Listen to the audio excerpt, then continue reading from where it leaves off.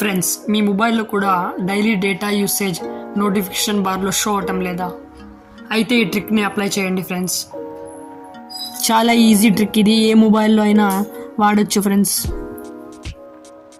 ముందుగా మీ mobile open చేసి మీ mobile ఫోన్లో ప్లే స్టోర్ ఓపెన్ చేసి ఈ యాప్ని ఇన్స్టాల్ చేసుకోండి.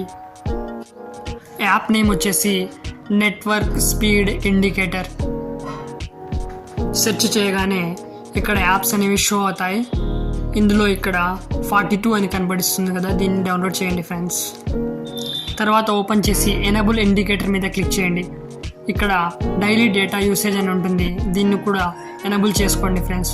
తర్వాత బ్యాక్ వచ్చేసి ఇక్కడ చూడండి, నోటిఫికేషన్ బార్లో మీరు డైలీ డేటా ఎంత యూస్ చేశారో షో అవుతుంది.